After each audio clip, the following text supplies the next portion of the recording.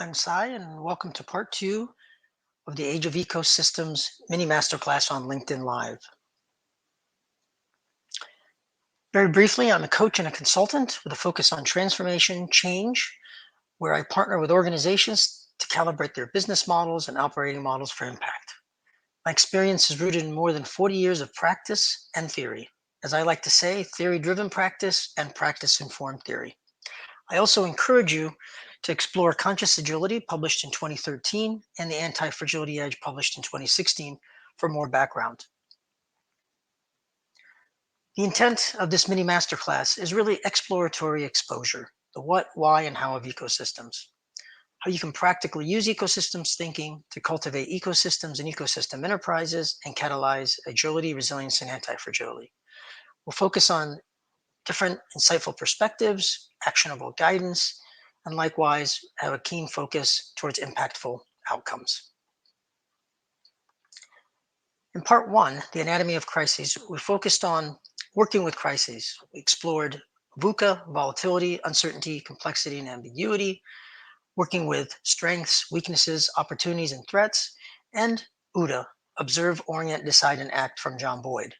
We explored sense making, decision making, and action taking, and likewise explored order and disorder and stress, both eustress, stress that's beneficial, and distress, stress that is not beneficial. As we explored those concepts, we honed in on some key foundational elements, in particular, focusing on paradox as a tension. We commonly experience paradox as stress, and also really began to explore complexity, which involves entangled tensions. If we think about reality, reality is a collection of tensions. How we experience reality is, again, very much rooted in stress. As we did some of that exploration in our previous conversation, we honed in on order and disorder, and particularly the in between, between order and disorder. Fundamentally, this is what ecosystems are all about. As we focused on the key question of how we work with crises, we explored what I call the vicious fear control cycle and virtuous reality identity cycle. Again, really focusing on the question how we work with crises, we need to acknowledge reality, there's order and disorder, and engage and work with reality, or the in between. This is where the catalytic edge or edge of chaos comes into play. This is where all tensions integrate, intersect, and interplay to form our experience of reality. We also honed in on the question, how do we become more crisis ready? Not crisis proof, crisis ready. And the key focus there was really building our crisis ready muscle using simulations. With all that being said, let's go ahead and dive into today's session. We're going to focus on agility, resilience, and anti-fragility. Clarify and situate some key concepts in the broader context. And we'll really focus on the key question of how we cultivate greater agility, resilience, and anti-fragility. Let's go ahead and dive right in by reflecting on 2020 and 2021. Definitely numerous crises manifested. For some, the crises created too much disorder. We think of disorder, think about VUCA, too much volatility, uncertainty, complexity, and ambiguity, which caused very significant stress from businesses focusing on their markets, on their customers, how they conducted business. We also became extremely disconnected across the landscape where we were working remotely. We began to experience not enough connection and ultimately too much fragmentation. So those crises led to disorder, if you will, stress, and significant fragmentation. However, for some, the crises were experienced differently. Crises actually created too much order, too much stability, certainty, simplicity, and clarity, also causing significant stress. For example, people in their personal lives began to see the same people again and again, do the same things day in, day out, and likewise be in the same places every day. What that led to is a degree of regularity and routine, not enough variation, and ultimately too much stagnation. Here again, order leading to stress and very much a degree of stagnation. So as we think about those particular years, we can think about order and disorder as being multidimensional, having many aspects that are indeed relative. As I like to say, as one manifests or becomes, the other emerges and arises. If we dig a little bit deeper into that experience, Many folks were actually searching for what they call the next normal, the new normal, the post normal, or the better normal. However, I kept emphasizing the whole notion of normal is really about absence of a normal, abnormal. Furthermore, I emphasize this by using the notion of the transnormal, that is, which is beyond normal or not normal, or beyond or transcends, if you will, the normal and the abnormal. As we think about these concepts and reflect on those particular years again, we can think about order and change, disorder and disruption. All of these are multidimensional and relative. Stress is a key factor that manifests, as I already mentioned. And as we explore the concepts of agility, resilience, and anti-fragility, we need to remember that these are essentially degrees on a spectrum when we talk about agility, resilience, and anti-fragility. They're properties of an individual object, of a collection of objects, or potentially a full enterprise. They're also not quite absolute properties, but they are relative to a given situation with a specific source of stress and likewise a certain range of exposure. So, in conclusion, relative to exploring 2020 and 2021, think about really the different sources of stress, the ranges of exposure, the acuteness of the stress or how chronic it was, and likewise the recovery time that was involved. At the end of the day, absolutely nothing, as I like to say, is absolute. So, given sort of that reflection, let's go ahead and take a look at some of the key concepts that I've already mentioned. In particular, when we first consider order and change in an ordered world, change is incremental or an improvement. Similarly, we can consider disorder and disruption towards a more disordered world. Disruption here is more dramatic or more radical change. That's another way to think about it. The in between spectrum between order and disorder and change and disruption is one that we need to explore. Again, this is the in between that I keep referring to. If you think about crisis as demanded change, disaster as going beyond crisis, and catastrophe is beyond disaster, even. So, definitively, there is another spectrum, as just mentioned. Let's go ahead and dive into order a little bit. Consider Order and Agility by John Boyd, if you will, referencing John Boyd. With an affinity to order, what is one's openness to change becomes a key question. This is about being more reactive as we consider that question and being adaptive. Reflect on your own experience. Consider any change event. Were you open to change? Did you adapt or not adapt? How was the change handled? We can also consider the key questions of how can we reduce our non agility or inability to adapt or inability to work with change? Additionally, we can also explore the question of how can we increase our agility or ability to adapt, an ability to work with change, and ability to adapt to change. We need to explore, discover, and work with what creates this inability or ability. That's a fundamental way to think about approaching order and agility. Agility or adaptability is really about adaptation relative to our strengths and weaknesses and the ability to OODA, observe, orient, decide, and act against opportunities and threats. More specifically, the ability to change orientation, not merely speed of cycling through OODA, is what John Boyd emphasized. Agility is a muscle. It needs to be worked and built via stress. Again, being reactively open to change and adapting to change. Let's go ahead and explore disorder a little bit further. Consider Disorder and Antifragility from Nassim Nicholas Taleb. With an affinity to disorder, what is one's wanting for disruption or to be disrupted? This now is about being more proactive and being evolutionary. Reflect on your own experience. Consider a disruption event. Were you wanting and seeking disruption? Did you gain, benefit, or grow or evolve? Or were you harmed, penalized, or suffered or devolved potentially? How was the disruption handled? Here, we can ask ourselves, again, the fundamental questions. How can we reduce our fragility or inability to evolve, inability to work with disruption? Similarly, how can we increase our anti-fragility, ability to evolve, ability to work with disruption, and ability to evolve from that disruption? We can explore, discover, and work with what creates inability and ability in this case relative to fragility and anti-fragility. Anti-fragility or evolvability is really about evolution of our strengths and weaknesses and the ability to OODA against opportunities and threats. More specifically, it is about cultivating or creating what offers evolutionary advantage, and likewise addressing or even destroying what creates evolutionary disadvantage. Anti-fragility is a muscle. It must be worked and built via stress, and in this case, being proactively wanting, seeking disruption, and evolving from disruption. A few things to note. First, agility, as we're discussing it, is definitively distinct from Holling's resilience, which we'll be talking about in a minute here.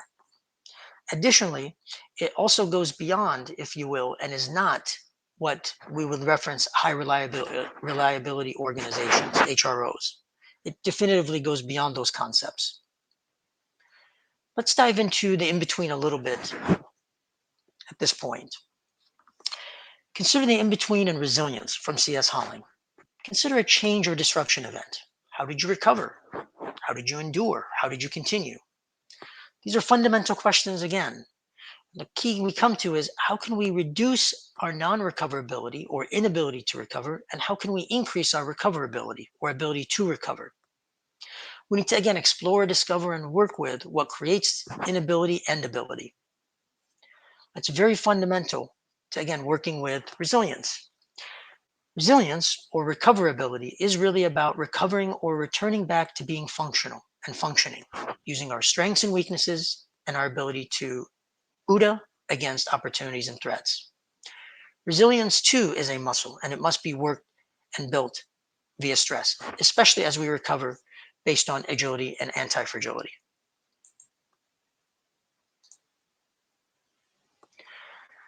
So thinking about the question that we started this session with, and also tying it back to the question from the previous session, how do we become more crisis ready, not crisis proof? Fundamentally, it's building our crisis ready muscle using simulations. How do we cultivate agility, resilience, and anti-fragility? The key question for this session, well, reducing the inability to adapt, recover, and evolve, and increasing the ability to adapt, recover, and evolve. How do we do that? Well, we explore, we discover, and we work with what creates that inability and ability, again, using stress. As I like to say, we need to embrace a transnormal mindset or worldview. Said slightly differently, essentially, we need to embrace an agility, resilience, anti-fragility mindset and worldview, very much as we're describing already. Let's dive in a little bit deeper at this point. Again, as we reflect on the previous few years, we come to the key concepts, and I want to look at them slightly differently here as we dive in more deeply.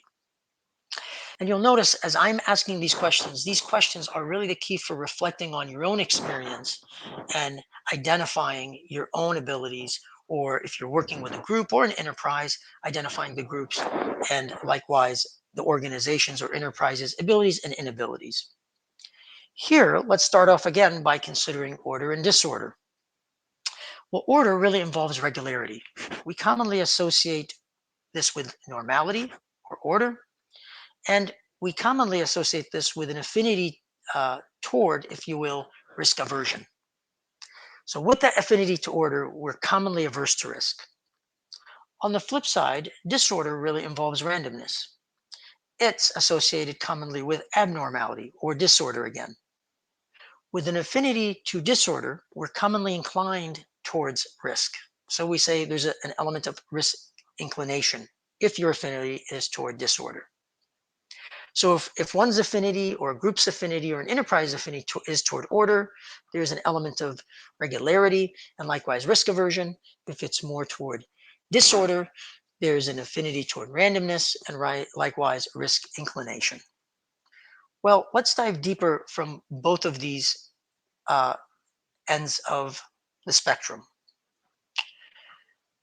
From the order side, really normality or normalcy involves preserving a degree of equilibrium with a reactive openness to change.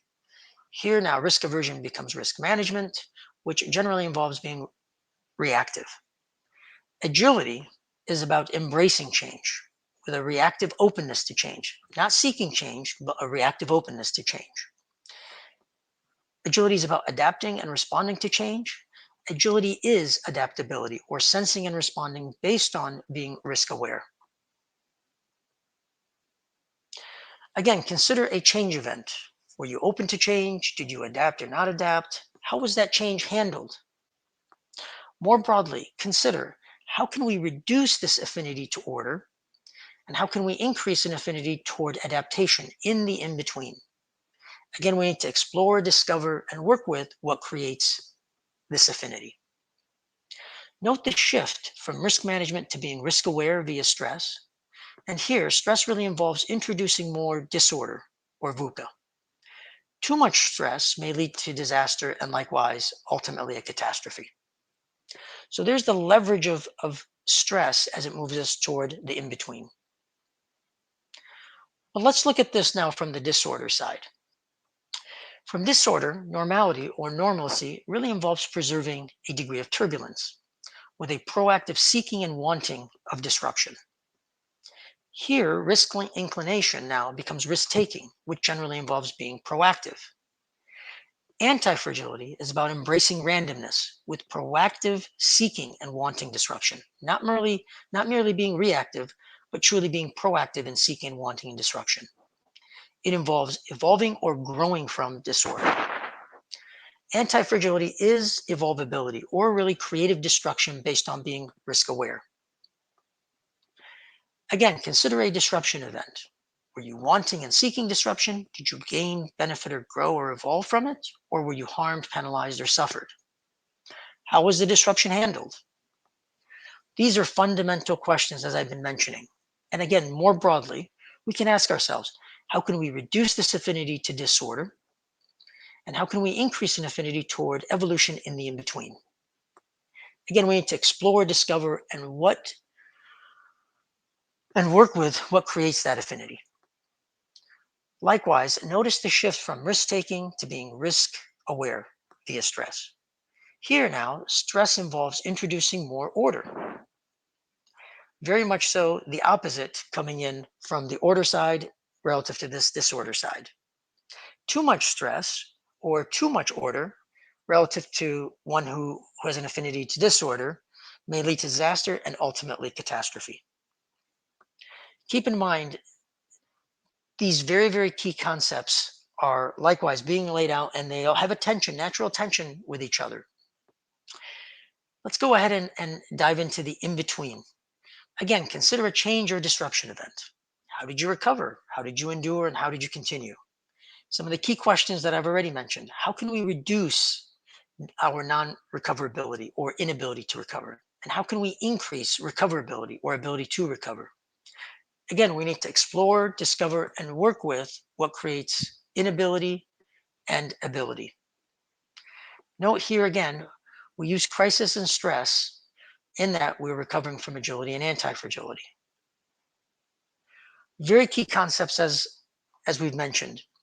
Key thing to also keep in mind from where we started the conversation relative to these concepts. We said fundamentally that these concepts, if you will, are degrees on a spectrum. They are properties of an object, an individual, a group, or an enterprise. And readily, they're not quite absolute properties, but they are relative to a given situation with a specific source and certain range of exposure. So keep in mind again, sources of stress, ranges of exposure, acuteness or chronicness, and recovery time. Exactly where we started. So to begin to really summarize and return us to the fundamental question that we started the conversation with, if you will, how do we become more crisis ready? Well, we build our crisis ready muscle using simulations from the previous session that we had. In this session, how do we cultivate agility, resilience, and anti-fragility? Well, we need to reduce our affinity to order or disorder, increase our affinity toward adaptation or agility and evolution or anti-fragility in the in-between. We truly need to explore, discover, and work with what creates these affinities. Again, embracing the transnormal mindset and worldview that I mentioned already. So, in building our crisis ready muscles, we use simulations. In building our transnormal muscles, we exercise essentially our agility, resilience, and anti fragility muscles. That is the way to cultivate agility, resilience, and anti-fragility is fundamentally to exercise those muscles. That is, to leverage critical thinking, deliberate practice, curiosity, and creativity in the discovery process of what moves us beyond normality on the order side or the disorder side to the transnormal, if you will, the transnormality in the in between. Keep in mind, this is not only to survive, but really thrive in the in between through discovering what moves us, through crises, through stress, while avoiding disaster and catastrophe. This has been a broad, general background with a whole set of questions for you to really consider as you go ahead and consider how to cultivate your agility, resilience, and anti fragility, both individually, within a group, and likewise within an enterprise. We'll focus more explicitly on this whole discovery as we move forward and really think about what moves individuals, collectives, and enterprises, ecosystem enterprises, and ecosystems toward the in between in our next conversations. We look forward to part 3 that's coming up with ecosystem thinking, where we'll take this and again move toward that discovery and exercising those muscles. Again, I'm Sai, and thank you for joining part 2 of the Age of Ecosystems mini masterclass. Thank you.